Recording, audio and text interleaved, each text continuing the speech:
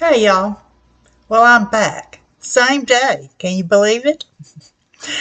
Uh, we're going to check on that sourdough starter and I'm going to make another starter using flour and water only.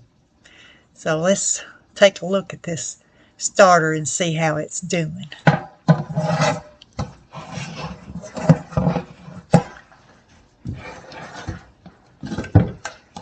Okay. Now, from what I've read, let me see if I can get this right over the top of it.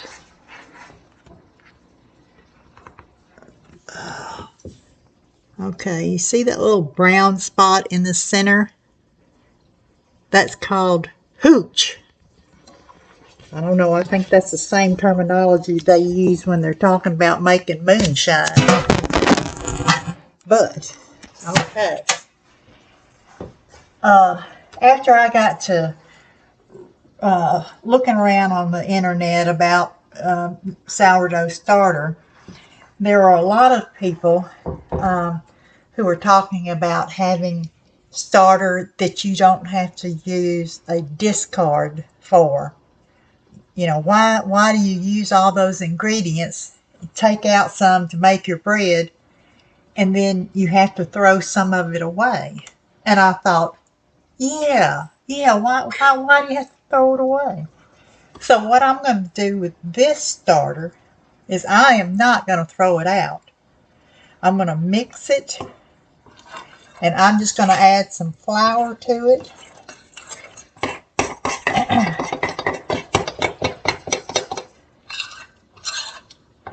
Because I am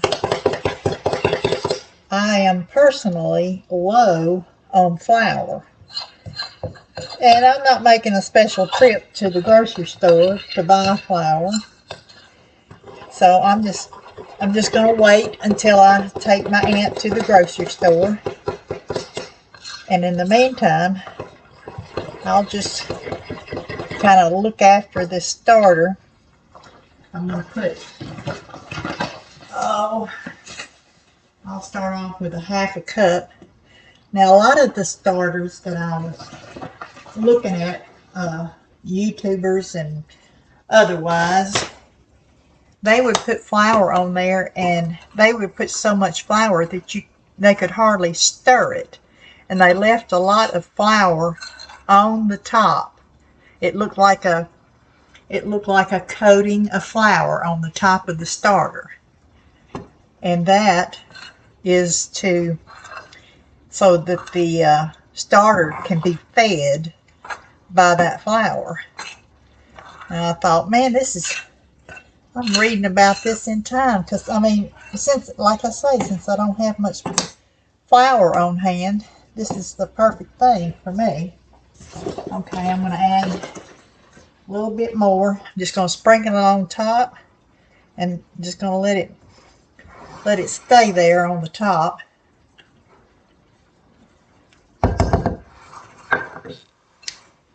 Because you think about it, sourdough starter is not new. I mean, it's been around for thousands of years. And you think about the bakers and housewives and all the people that have come before us. You know, they didn't have refrigerators. They couldn't go to the store and buy packaged yeast. So I'm rethinking the sourdough starter thing. And I also found out that people name their starters. I'll have to look up more about why do people give names to their starters. And some starters have stayed in families for generations. You know, in the decades, they've stayed in for like 100 years, 200 years. And I just can't imagine that. But that's what they do. All right, I'm starting out with a half a cup of flour. Maybe I ought to, let me get a funnel.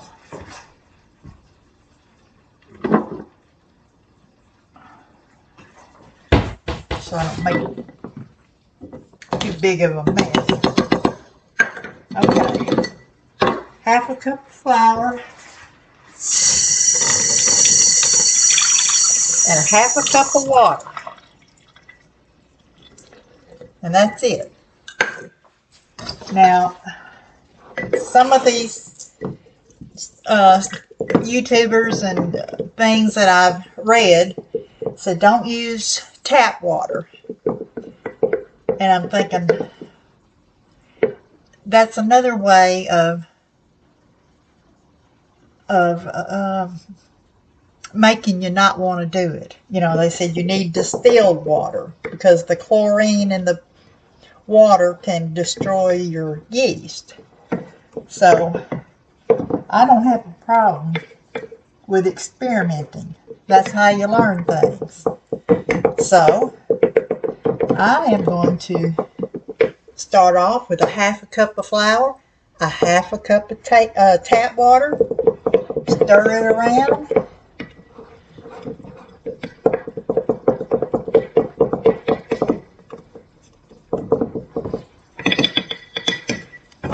Okay, and they suggested putting a coffee filter, and I thought, oh, I got plenty of coffee filters. Get a rubber band and put on there, and that way the air can get to it naturally. So that'll be something else we can watch. And let me bring you back over here and show you the starter after I put the extra flour on there. Let's see.